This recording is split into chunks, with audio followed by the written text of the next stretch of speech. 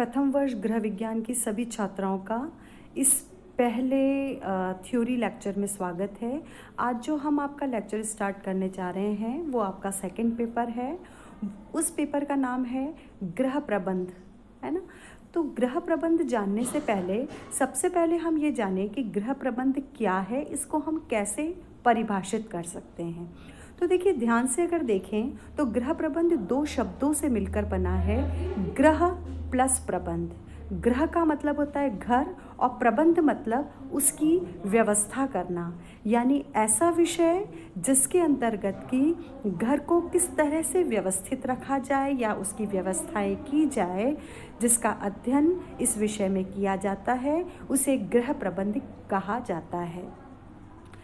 इन सभी गृह प्रबंध का प्रयोग दैनिक जीवन में होता है तथा सामान्यतः प्रत्येक व्यक्ति इसके अर्थ से परिभाषित है, परंतु फिर भी हम इसको अगर परिभाषित करना चाहें तो हम देखें कि ग्रॉस एवं क्रेंडल ने इसको परिभाषित करते हुए कहा है, गृह प्रबंध एक मानसिक प्रक्रिया है जिसमें पारिवारिक साधनों का उपयोग करके आयोजन, नियंत्रण एवं मूल्यांकन के द्वारा पारिवारिक लक्ष्यों की प्राप्ति की जाती है। देखिए, ये परिभाषा सबसे ज़्यादा पॉपुलर है, इसलिए इस परिभाषा को मैं आपको बिल्कुल ढंग से एक एक शब्द को तोड़कर बताना चाहती हूँ कि गृह व्यवस्था यानी घर का प्रबंध करना या घर की व्यवस्था करना, दोनों एक ही बात है। गृह व्यवस्था एक ऐसी मानसिक प्रक्रिया है, मानसिक प्रक्रिया मतलब काम करने से पहले दिमाग के अंदर किसी कार्य की योजना बनाना मानसिक प्रक्रिया कहलाती है। इसका अर्थ ये हुआ कि गृह व्यवस्था एक प्रकार की मानसिक प्रक्रिया है जिसमें हमारे परिवार के पास जो भी साधन हैं, साधन कौन से? साधन दो प्रकार के हो सकते हैं, मानवीय साधन और भौतिक साधन। मानवीय साधन मतलब जो कुछ आप कर सकते हो, आपके जो कुशलताएं हैं, आपके जो गुण हैं मानव के, वो सब मानवीय साधन के अंतर्गत आएंगे। भौतिक साधन मतलब जो घर के अंदर उपकरणों के रूप में सामग्री उपलब्ध है, वो भौतिक साधन के अंतर्गत आती है। इसका मतलब गृह व्यवस्था एक ऐसी प्रक्रिया है जिसमें कि परिवार के साधनों का इस प्रकार से प्रयोग में लाया जाता है, योजना बना करके, कि घर के सभी लक्ष्यों की प्राप्ति हो सके।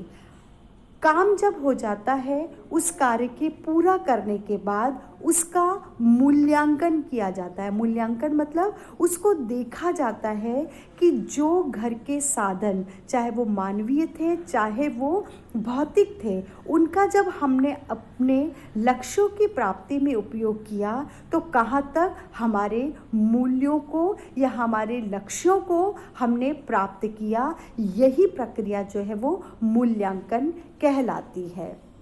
उपरोक्त परिभाषा को, जो हमने अभी परिभाषा ग्रॉस एवं क्रेंडल की देखी है, उसको एक छोटे से चित्र के आधार पर और आप आसानी से समझ सकते हैं। देखो, जो विषय हम पढ़ रखे हैं उसको हम गृह व्यवस्था या गृह प्रबंध कहते हैं। वो कैसी प्रक्रिया है? मानसिक प्रक्रिया है जो कि दिमाग के अंदर की जाती है। ठीक है, दिमाग के अंदर हम करते हैं तो क्या करते हैं?